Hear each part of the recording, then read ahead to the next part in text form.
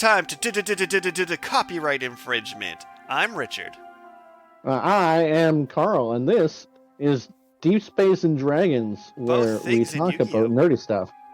Yeah, we're going to talk Yu-Gi-Oh today, which I'm pretty sure has both Deep Space cards and Dragon cards, because even though it was based in ancient Egypt, they somehow have robots. But before we deep dive into that, and maybe get ourselves casual paper cuts, what's new in the world of Karl?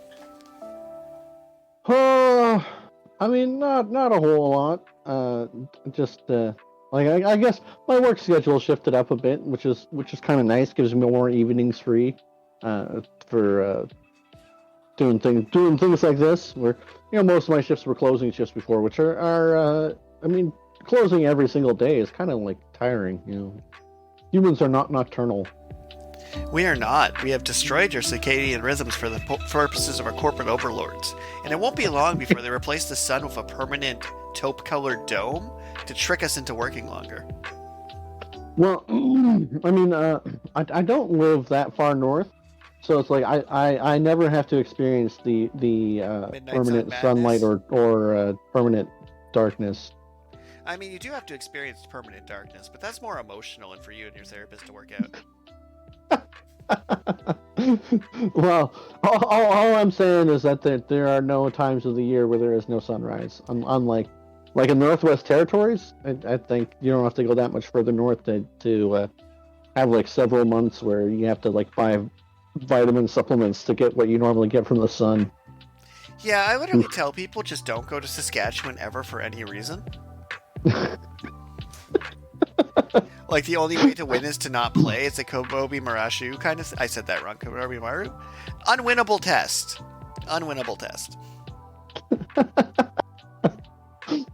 But it's been pretty a quiet New Year so far. Nothing too exciting. How about you? How's your New Year going? Opposite of quiet. So, I'm back to the campus. First off, they put a skating rink in the Sea Wing for a fun couple weeks. They opened the on-campus restaurant, so we have food that's not Tim Hortons finally. Oh, yeah, okay. I started up the Dungeons & Dragons Club because I wanted a room so desperately that I just gave up, made a club, got people to sign up for it, stared at my lieutenant until they realized they were vice president before it happened, which was such a fun interaction, because they're like, you just kind of made me be your vice president. You followed me to the club room, right? What did you think was going to happen? But let's step this back 1 second though. Yeah. Skating rink. Can you actually skate? Yes. Huh. I know, right? I shouldn't be able to, but I can. I did not think that was in your skill set. So my hands are the mostly stupid part of my body for my neurological condition. And my feet are they're not stupid feet, but they definitely don't have a positive modifier. Okay. So if I make a dexterity check with my hands, I have the -1 for the modifier and disadvantage. If I make a dexterity check with my feet, it's just the modifier. So it's not as doomed. Yeah, okay. I mean... So, I could probably recumbent bicycle if bicycles weren't stupid.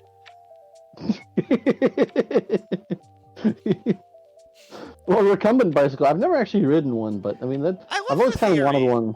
If I was a person who had money, which I will never be because I'm a writer, I have joy and emotional fulfillment, but I'm not going to have Jeff Bezos' money, which is fine. No one really needs to build a 1 to 1 billion scale replica of Mirtmer for attention.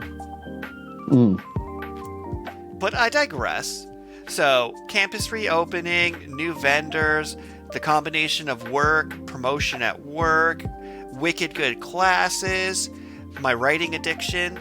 As you're aware, I wrote a chapter a day over winter, and I just kind of kept doing it. I haven't stopped, and it might just be a neurological condition now, which is really good for this field. Well, yeah, you're a writer, so you probably should be writing as often as possible. And people are like, don't you get writer's block? I'm like, not really, I just have life. If life wasn't there, I could just do this indefinitely. For the number of nonsense stories I have told you over the years, the amount of time it would take to turn all my bullshit into books, I have just a lifetime of just casual lies I've told that have gotten out of hand that deserve to be a novel. Like that time that monk bought... You're going to tell the monk story, weren't you?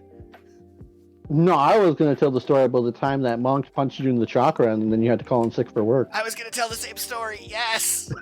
Oh, that's pretty funny. And this ends with auras being cubed and eaten like candy to traverse through Niflheim. But anyway, like by the time just me and you talking and work has been written down to its extreme, like an eon will have passed. So writer's block's never my problem. My problem is my arms giving out. That's happened a few times where I've had to put my arms in an ice bath to get the feeling back in them so I can keep typing. And B, needing to do other things. Other things get in my way, like food, water, shelter, Mr. Miko, going for a walk sometimes. It's what happens when you can never life getting in the way. Well, I can't turn my brain off, so it's not like I'm never not daydreaming. Like, sure, I was going through this important meeting about branding guidelines and accessible reading on posters, and that's important. But my brother sent me an article about them using high-powered lasers to redirect lightning strikes, which is amazing. So I'm like, what if we redirect lightning strikes? Yeah, apparently if you use a high enough power laser, it'll redirect the lightning strike to follow the path of the laser. So, of course, my brain took it to its logical conclusion of setting up a series of solar-powered satellites to fire down lasers to make giant lightning domes to hit a battery to give us free energy.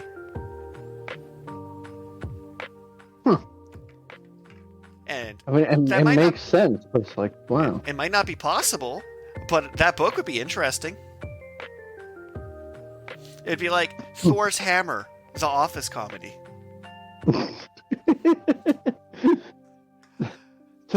Disney. So you're in the middle of an important meeting, and then Panda sent you an article about this high-powered laser lightning dome. So the extra kicker is he was in the same meeting.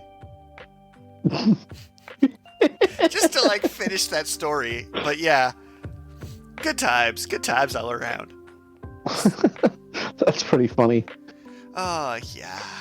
So that's what I've been up to, is things, so many things. Like D&D Club, I've planned my campaign for that. I have my awesome D&D combat briefcases ready to go. Now, ironically, you haven't had any time to play any tabletop card games recently. Well, it's more like that would have... So, I'm still in that weird period where people aren't like, hey, want to come over and play Magic? That's just like, not Toronto society. Right. So, I haven't played any card games in a while. But I have definitely played Yu-Gi-Oh! Falsebound Kingdom for the Nintendo GameCube while I was playing around some of my retro games recently. And I have definitely chained you to a wall with a saw slowly approaching and challenged you to a card game in the past. So let's get into this topic. Is it time to duel? I mean, quite possibly. So I'm going to start with a deeply personal, emotional story. So, as you're well aware... and the audience is probably well aware as well, I have had an interesting life with deep tragic moments who have defined me as a person. And you do have an anime backstory in life, like it's kind of crazy. So ignoring the murders, the betrayals, the trust funds, the literal explosion, the being stabbed in through the hand, none of those have hurt me as much as the following story. So I was a kid, and Yu-Gi-Oh! Was pretty new, and it was awesome. And I had bought a copy of Show and Jump magazine to get a Red Eyes Black Dragon. It came with Red Eyes Black Dragon? Red Eyes Black Dragon. I mean, I guess Joey's kind of cool. First off, Joey was from the streets like me, man.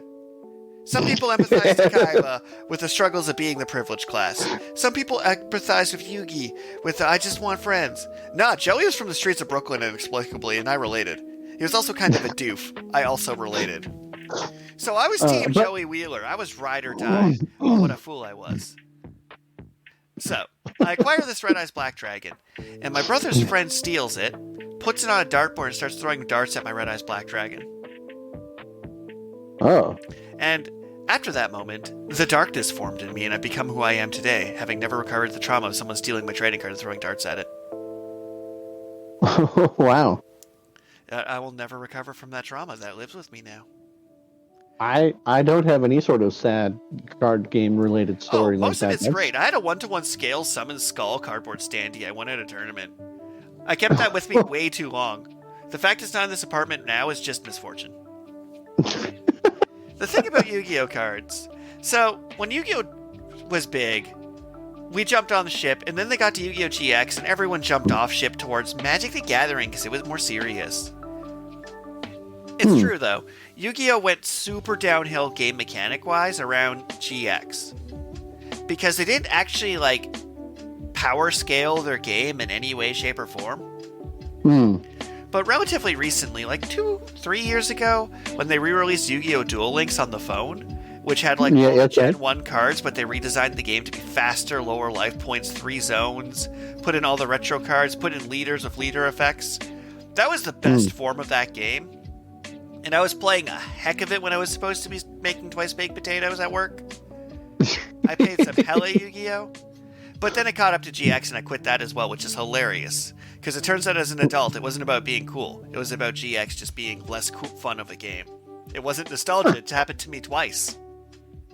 Okay, well, so I have a question for you about the anime. I don't know if you remember or know that or not, but season 0 of Yu-Gi-Oh! Best thing ever created. Where I'm going to call him Yami. Because I'm pretty sure that's what the American translation calls him, Yami? Well, technically his name's Atem the Lightbringer, if we're being technical. Well, yeah, but don't... anyways. Spoilers. Yugi's Spoilers alter for ego. 30-year-old anime. Yugi's alter ego in Season 0 is just kind of a murderous sociopath. I'm going to pause you there. Challenging... There is no kind of. He is lawful evil to its purest form. There is no other alignment for someone who challenges you into a game where you stab the back of your hand to get money, and if you cut yourself, a greed demon eats you. That is some campaign villain. Like, the mummy class, which is basically the undead cleric equivalent of the Lich, is CR19 for a reason. And he even has a phylactery. Like... Yami Yugi is a mummy lord, straight up. It's not even like subtext, he just is. I don't know of any mummy lords that challenge people to hot griddle ice hockey with dynamite? However, should I use that for my next D&D one-shot? Should the villain just be Yami Yugi, played straight as like how he was written as a character? Just in a D&D setting? Well, yeah, I mean, then you get into Duelist Kingdom, which obviously is most definitely animated. But I'm just curious, did Season 0, did any of that get animated? So that's an adventure. So Season 0 never released on TV out here. But it did get animated and dubbed on, and stay with me here, VHS. So it exists in this place. But that season never made it on TV because they couldn't merch it. So they reanimated and redid it after they're like, I want to say it was like, did a 22 episode in a movie run before they rebooted it as Yu-Gi-Oh! Duel Monsters. So I'm checking how many episodes it was. But the Season 0 manga, it's just the worst thing to ever exist for children. Like, I wouldn't even play the knife game with you. And I have... nothing left to... No, I have tons left to live. My life is great right now. But I would not play the knife game with you. Even though Joey Wheeler is your ride or die? Joey Wheeler is a legend, because Joey Wheeler did play the knife game. Yeah, but then he told the other guy not to put a knife in his mouth because he didn't need it. Yeah, how can you not stand Joey Wheeler? He walked up to a person who's like, let's put a knife in each other's mouths and punch each other in the face. Warning, dear listeners, we love you. Don't play the Yu-Gi-Oh! Knife game. Don't do it. Even if Hasbro tries to sell it to you, don't do it. It's not worth the lawsuit. Don't play any of Yami Yugi's games. They're well, and he just kind of mind crushes you afterwards. Like, he's a great D&D campaign villain, because he would literally just show up to the players, challenge them to some nonsense, and kill a party member and leave. Like, that is a full campaign. It's just Yami Yugi showing up and doing horrible things. But yeah, Yu-Gi-Oh! Season 0 existed. And then, they did the Yu-Gi-Oh! Abridged of Season 0. For the record, value viewers and listeners here, Yu-Gi-Oh! Abridged is like half of my personality. Fair enough. But yeah, they got a 27-episode run of the Season 0 before they rebooted the series / rewrote it. Because it's like, Duelist Kingdom was a sequel. But also, they just kind of like pretended it didn't happen, but did. Like, they reworked some things from it and just kind of... Well, yeah, because some things carried forward because it was like Seto Kaiba and his brother Mokuba. But also, Bakura challenged them to D&D and made it real. Well, Bakura kind of still actually was just a villain throughout the whole thing, and at the very end, at least of the manga, I never actually watched Millennium World. Boo. I think I watched. Like I said, I've been binge reading this on the Shonen Jump app because I'm running out of things to read. This is a great choice. This is a trip. and season 0 was a standalone manga. It was all right. It was very intense compared to the rest of the series. And laser tag that electrocutes you. They could have just used guns, but no. Specifically, they built laser tag that kills you. Yeah. That arc has one of the most questionable games where it's like they have to ride the ride and stay silent as the hands are tickling them. Ugh. Yeah, Pat. For the record, if I was a protagonist in Yu-Gi-Oh, I'd just be dead. Season 0? Yeah, you don't live through Season 0. Remember the person that the game was, I'm gonna light you on fire, and then he did? The rule was, I'm gonna cover you in 50 proof vodka and light you on fire. No, the rule was you could only move one finger, and the guy had a gun. To kill you was the rule. The rule was, I can only move one finger to kill you, and then he tortured and killed that man. That was the rule. Yeah, I mean, where are the police in this world? Been killed by Yami Yugi. What do you do when you go like, sir, pull over, you're under arrest? It's like, actually, let's play a little game. There's one bullet in each of our guns and I've spun the chambers. Do you want to bring me in, officer? Yeah, but, and the worst part is, if he doesn't just kill you, he breaks your soul. But so then the Duelist Kingdom is where the North American anime started then? Yeah, because that's when well, the thing is they did their rebrand reboot, right? So they changed the animation style, they got a budget, and they're like, okay, we're selling card games now. This is about card games, specifically. Buy some Yu-Gi-Oh cards. Which I did that day. We watched Yu-Gi-Oh, went to the store, went to Safeway, actually, bought a Yugi starter deck and a Kaiba starter deck.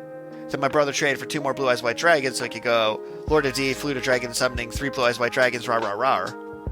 But they made Ultimate Dragons super rare and actually kind of bad. That's a whole other rant. Like, I'm not going to go into the mechanic. I probably will.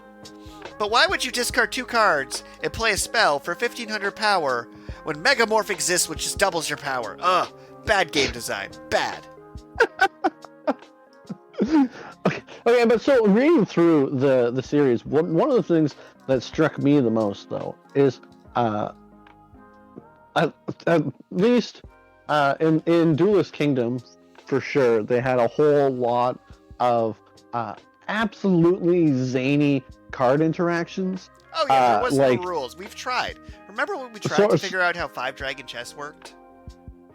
the Swords of Revealing Light holding up this like dark castle, and then when it disappears, the dark castle falls down and kills all the enemy's monsters. I was like, what? I almost bought that t-shirt. The t-shirt is literally it shows like an infographic. Swords of Revealing Light, hold up the castle, catapult turtle, fires champion, levitation ring, falls and dies. It like shows it like step by step. Like, I kind of want that. But the card in particular that I've always been disappointed by, and actually so disappointed by that I never actually purchased my own Yu-Gi-Oh cards, is polymerization. So I'm going to give you a deep dive lore cut that's going to go up in that noodle there and make you wonder whether or not someone also put your soul on a scale and weighed it with a feather for a monster to eat you. So, in the beta version of the game, and you can tell this because they released a PlayStation 1 game that played with the original rules slightly before the card game came out. Okay. There was no polymerization card in the original design of the game. How Fusion worked is if you played one thing that fused, you played the second or other 2 things on top of it to pull it from your Fusion deck. They thought this would confuse people to be in the rules, so they made a card that did it instead, making every Fusion monster bad. Because if you play Baby Time Wizard, for example, which has 100 power, use its effect to kill the board, and then protect it with a trap or something next turn, and then play Baby Dragon on top of it to give Thousand Dragon, that's actually a good play. If you play Polymerization to play Thousand Dragon, you use 2 cards where you instead could just put 2 knives on your Baby Dragon. So because they changed that mechanic, they then added Polymerization into the show to like change the change mechanic, but there's no reason you should ever play that card. It's just a bad card. Well, yeah, but you're watching the show, and there's like the one scene in particular that I'm thinking about. When you you fuse the mammoth to the Thousand Dragon to give it wood rot, yeah? Yeah, where it's a light and dark monster that fuse together. I'm amazed and then how on sync we are today. Because that is a weird thing to both be thinking. It's like, that was so cool.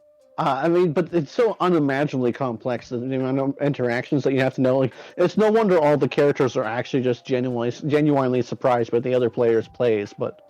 So what's really funny about Season 1 of Yu-Gi-Oh!, and this comes up a lot in Duelists, is much later over the card game's life, they were very slowly reprinting cards that did things from the show and just kind of sneaking them in. Okay. So they've literally printed a few cards that basically describe the play from Season 0 and call it a spell card that does what happened in the show.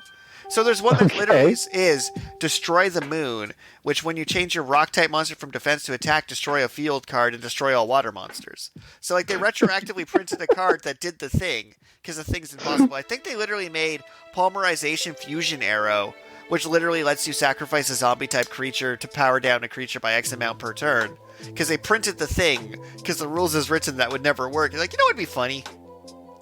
And there's a few of those cards where they printed like, yeah, you took that moment from the show, and you're like, you know what would be funny? Let's make that scene a card.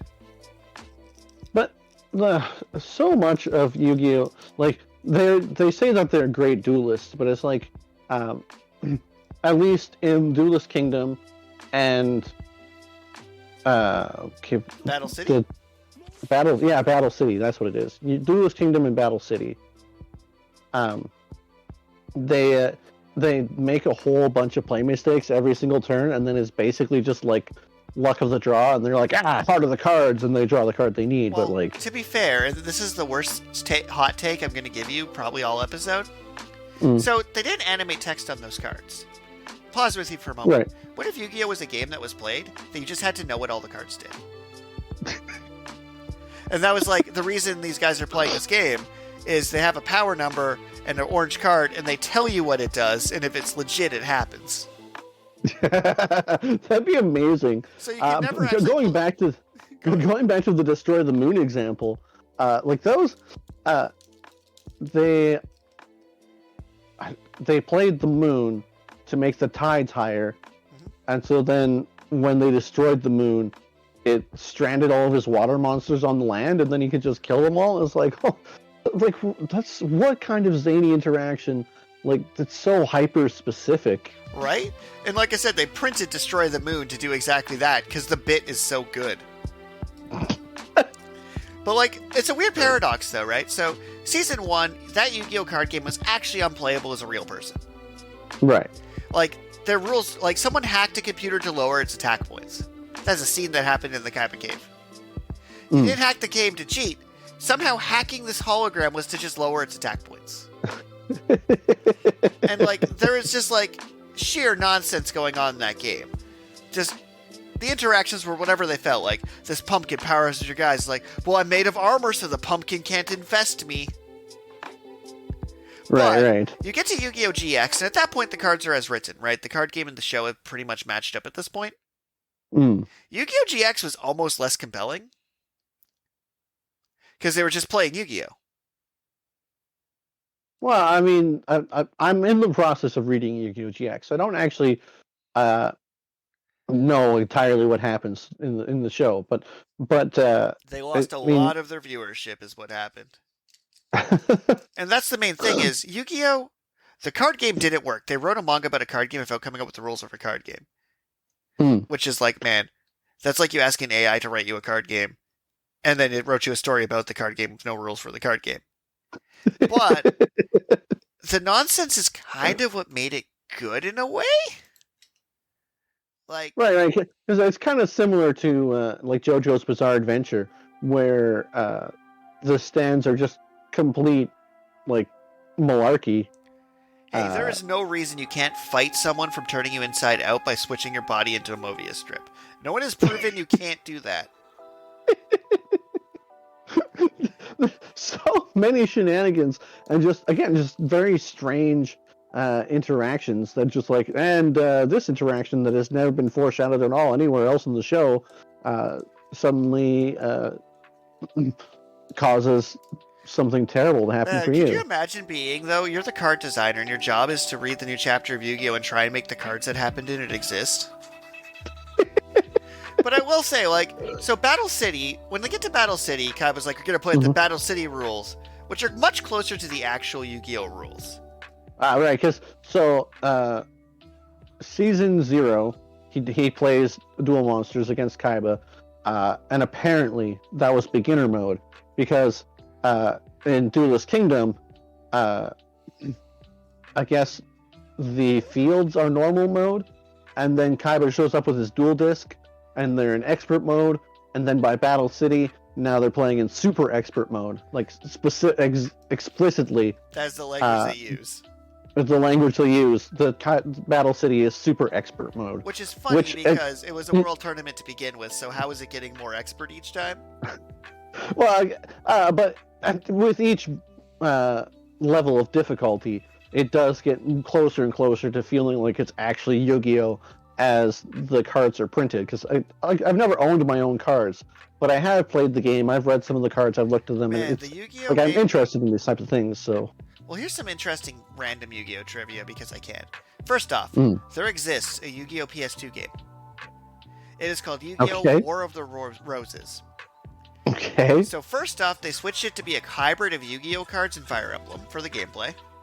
Okay. You're still following me, right? The plot is before Yugimoto found the Millennium Puzzle. 200 years ago, during France and England's War of the Roses, Henry Tudor found it, otherwise known as Yugi, who had to fight the royalty of the era to win their rose cards to seal the god of destruction will flesh away. And the War of the Roses, from history, was fought using Yu-Gi-Oh! Cards with the ye olde dual disc. That is the single greatest thing to exist on this planet. My name, the line, and I kid you not, in a lark of fiction, is they took a real fictional person, gave him Yugi's haircut, and said, my name is Henry Tudor, but my friends call me Yugi.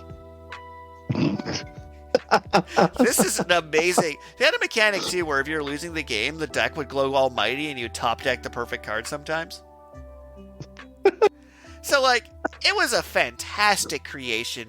Magic and mirth. Like, the entire grid was full of different tiles you could flip for field bonuses. And the reason I bring this up, so Season 0 Yu-Gi-Oh! Didn't play Yu-Gi-Oh! You were just murdering each other. Sometimes with games involved. Season 1 Yu-Gi-Oh! Played some Yu-Gi-Oh! But it was mostly what you explained became real. It was like you're playing Dungeons and Dragons, where you're like, my Swordsman of Landstar turns Karibo into armor to become Karibo Landstar. Right. You get to Battle City, and you're pretty much playing Yu-Gi-Oh! At this point.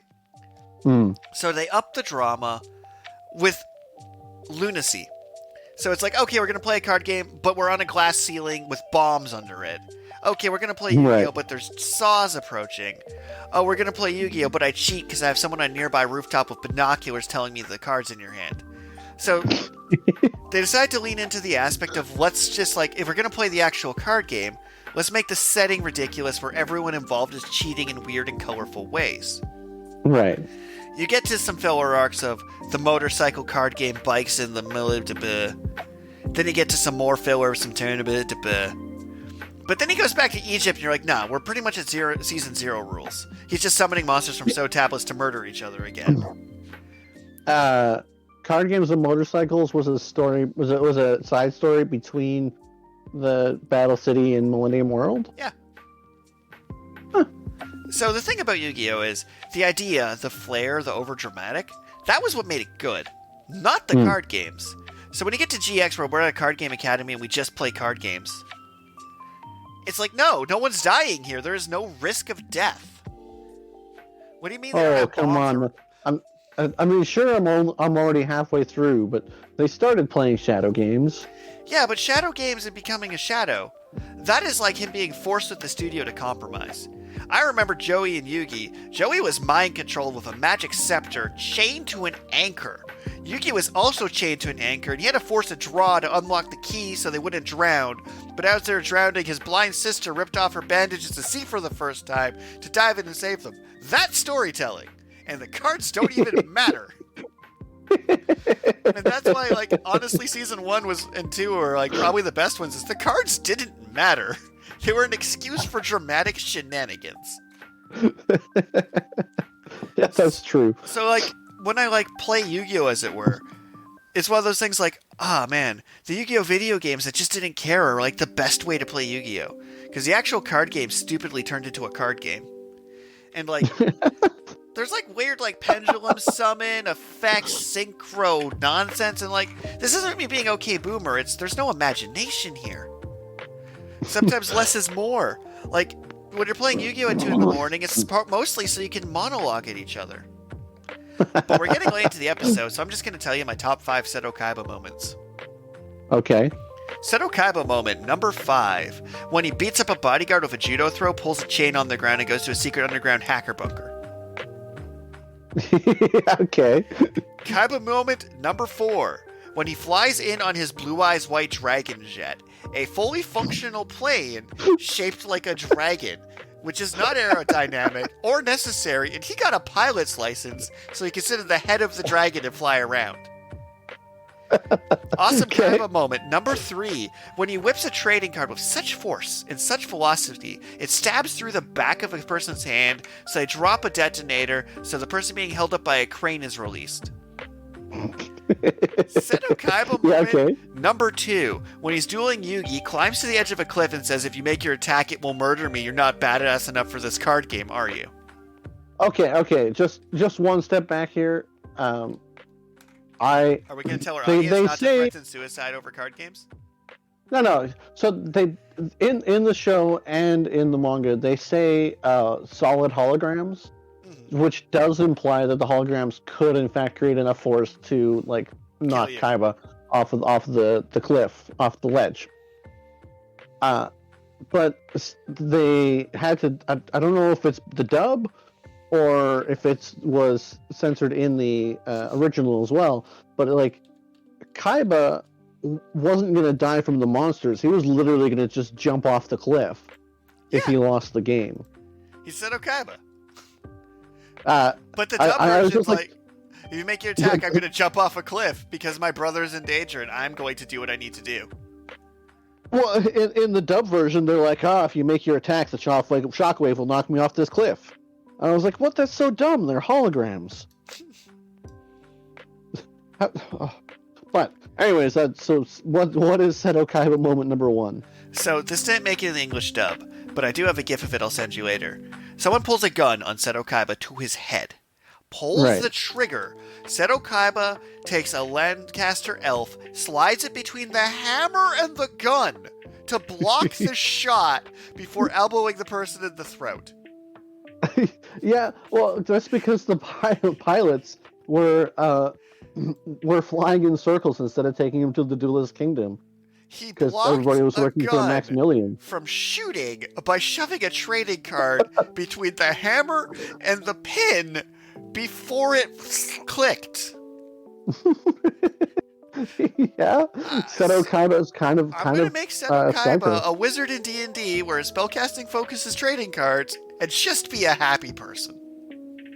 Okay, but before we move on to our random question of the day, I have a censorship question and then a follow-up question. Ooh, this is going to be good. The censorship question is, what happened to Bandit Kieth on Duelist in Battle City after he loses to Merrick? He goes back to Canada, right?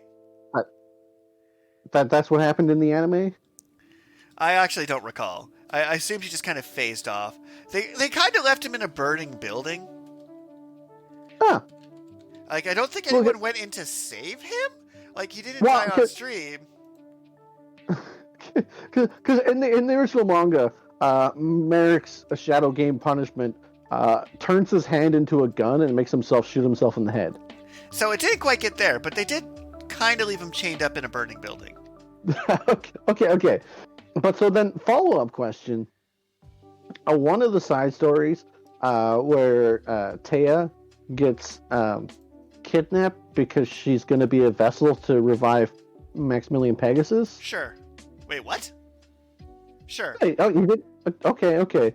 I thought maybe you Maybe. it was a side story that had nothing to do with the ancient Egypt stuff. I do love the ancient Egypt stuff, but please continue. Well, okay. I mean, I was going to ask you if they ever explained how Bandit Kieth came back to life, because he comes back to life for some reason in that arc. And they're very explicit that, like, I'm back from life and I have all this vengeance and anger and hatred. And it's like, okay, but, I mean, they kind of imply that he came back to life by the same method they were going to revive Pegasus, except Pegasus was going to be revived because there were fragments of his soul in all the cards that he made, and they were just going to digitize and download the cards into someone else's body. Where did you read this side story? Because this is on meth, because Seto Kaiba... Sorry, first Bandit Kieth dies in a building, and then they see his ghost when they're going to deal with the darts plot arc, because he's just dead. They don't show him dying, but they leave him in a burning building, and next time he shows up as a ghost. And I know that Bakura put like pieces of his soul in things to set up the final act. Where is this? Like, Pegasus gets his eye ripped out, but like in the movie and things, he just kind of recovers getting his eye ripped out and just returns to being a reclusive billionaire. Huh. Yeah, I know. It was just one of the mangas that was available on the Shonen Jump app. What is that? No, what? Just so I followed Yu-Gi-Oh intensely when I was young. That is that is nuts for Yu-Gi-Oh standards. I thought for sure that was animated, because there's the evil god cards. I have Bandit Kieth up to make the right fake god. now. Is this like in GX or what? Because I'm looking at like no. It's definitely Yugi, Taya, Joey, and friends. And Taya gets kidnapped and brought into the Kaiba Corporation building because they're planning on. Yeah. Because, like I said, Maximilian Pegasus put his heart and soul into making these cards. And so the villains... Okay, stepping back a bit, apparently Pegasus had an orphanage, and he trained duelists at his orphanage. That makes sense. Wow. And then... And then Pegasus gets his eye ripped out and is just straight up dead because his eye got ripped out. And so then the orphans are like, oh yeah, let's go after Yugi and his friends, because if they had never encountered Maximilian Pegasus, we would all still be a happy family with our adopted father. And it's about like the how to deal with grief and loss and whatnot. It's kind of a sweet little story, but, well, not really sweet per se, but like. But yeah. Oh man, but some of these Yu-Gi-Oh video games they made in the PS2 GameCube era, like they straight up had a Yu-Gi-Oh RTS for some reason. Yu-Gi-Oh RTS? And I owned Dungeon Dice Monsters. I had a set of Dungeon Dice Monsters. It was going to be the next big thing. But yeah, no, I am not familiar with this zombie Pegasus Taya's body as a vessel reincarnation plot arc, because he's just alive in Yu-Gi-Oh GX. He makes cameos and everything. He just makes cameos and everything? Yeah, like in Yu-Gi-Oh GX, a lot of Gen 1 characters that weren't popular make cameos because GX was floundering. So they're like, let's bring back the Paradox Brothers. I'm like, no one asked for this. No one wanted this. We kind of hoped Yami Yugi had killed them. Okay, so in the Shonen Jump app, for anyone else who has the Shonen Jump app, that's probably like maybe one or two people. Sorry, I need to pause you for something. Bandit Kieth's real name is Keith Howard. Okay, so Yu-Gi-Oh! R is the side story.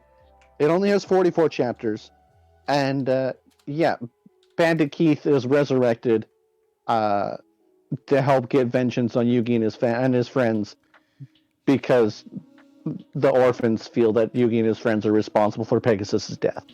Yeah, I'm gonna have to read this because my brain's trying to just comprehend this nonsense.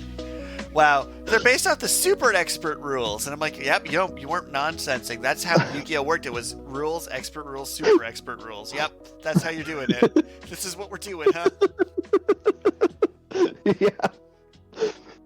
Okay, but so then obviously you don't know the answer to my question, which is how and why was Bandit Kieth resurrected? Because the side story just doesn't bother with that. Joey just beats him in a duel and says, "Yeah, come back at me when you have less of a thirst for revenge." First off, hashtag Joey Wheeler. He's the best. Except for Seto Kaiba. Like, I started up being a Joey main, and I'm like, nah, I've learned my mistakes. Seto Kaiba deserved to win. He had the coolest everything. He was basically Batman. He bought an arms company and then turned it into a card game company. He is a reverse Hasbro. Alright. Okay. Let's see. Bandit Kieth was a powerful, ruthless duelist who defeated my main character Yugi. While he's not literally resurrected in the story, he is not mentioned in any case of returning after his defeat. As the story goes on, he's never seen again. That's the official response.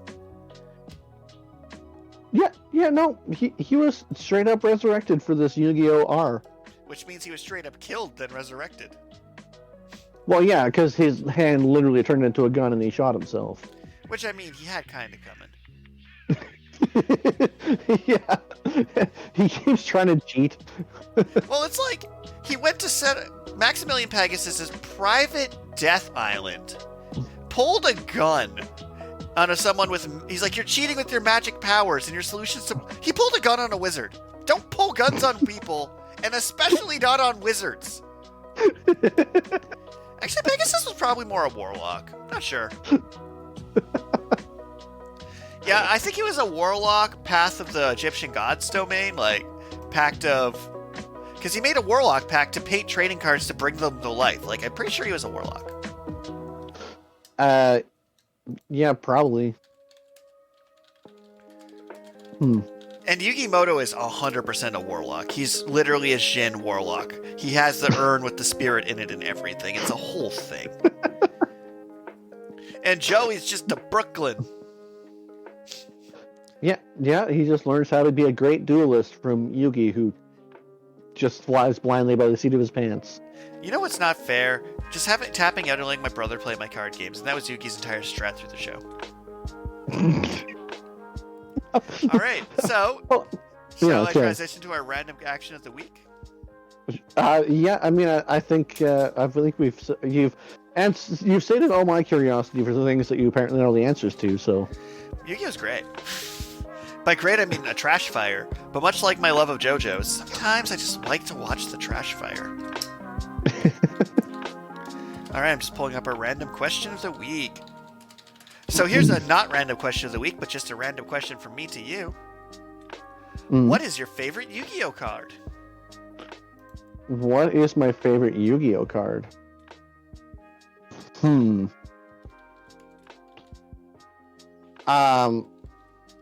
I really do like the Time Wizard. That is fair. Just shenanigans.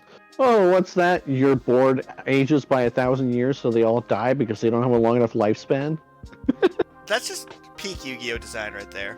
So, when I was younger, as I explained, it's Red Eyes Black Dragon, and they actually printed enough cards for that to be a valid archetype in Duel Links for a while. But, as I realized Seto Kaiba supremacy, I'm gonna say it. It's gonna be my unstoppable Blue Eyes White Dragons. Because they're not a good card. In any way.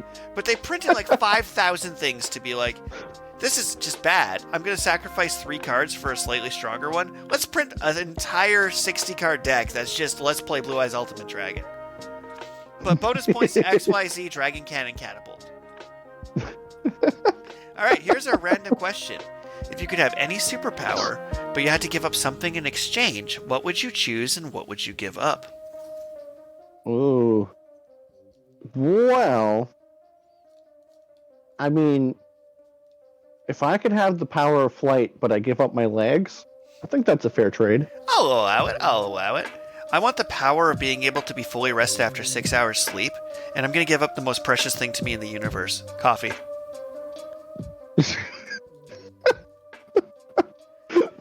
If I can survive the cumulative sleep deprivation shockwave rocking my system and get it out in exchange for just having a good night's sleep every night, yeah. Also, I love how that's a superpower. Like, I turned 30 and I'm like, you know what I want? The power to sleep uninterrupted. Please. Please give me this power. It's like, what about flying, laser eyes, microwave beams, punching someone into the past? No, sleep, please. Please. Well, I mean, admittedly, I wouldn't really use my power of flight to fly around all that often, because if you, like, I didn't get any other superpowers, which means I would, like, freeze to death if I tried to fly at any real altitude. But, you know. And, like, in second place, I kind of enjoy the idea of having the power to stop time, but every time I stop time, I lose a day off my life. Oh. That way you can eat more hot dogs while time is stopped. Right? Like, there's a lot of fun powers. Or the Saitama. I want the powers of a god, but my hair falls out, and I had to do 100 push-ups, 100 sit-ups, a 10K run, and not turn on the air conditioner. That's the Saitama good old One Punch Man. Or the Full Metal Alchemist. Yeah, I'll give up my left arm and right leg for a cool metal arm and metal leg. Not even the alchemy. And the ability to clap your hands together and do alchemy. I guess, but I want the cool arm. I mean, I guess that's fair. They never Not even really explain... a superpower. Like, they didn't even, like, justify the automail. Like, Full Metal Alchemist is a nearly perfect show, but it's like, yeah, automail just works. I'm like, but how? Does it, like, drain chemical energy from the body somehow? And they're like, yeah, here's how alchemy works. But the arm, we're just not gonna... Okay. Does he wind it? Like, clock? No, apparently it just connects directly to his nerves. It's extremely painful to get it replaced if they went over that part. Yeah, but, like... Are you just, like, literally draining wattage out of a person like a potato? Anyway, I think we should end our episode before we just, like, wonder how the auto... Like, so the human body, right? It's, like, converting your foods to your energies, and there's a full process. But, like, you're not just generating enough energy to pilot or power a robot arm off your body, are you? Is that a thing? Like, how much power? Like, the Matrix said human batteries, and we all laughed. But can a human power a robot arm? I guess you're powering a normal arm. But you're like, powering it through, like, blood and, like, sugar transfers and, like, cells and things. Like, just to, like, have a blood-to-power converter. Or are you, like, running blood through it and, like, using that to turn the gears? Like, is it, like, pneumatic? Using your own blood through it? Because that's kind of, like, metal as hell.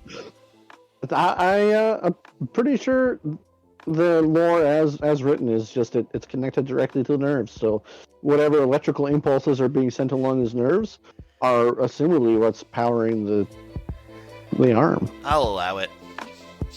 Because I can't dispute Full Metal Alchemist, I'm not a monster.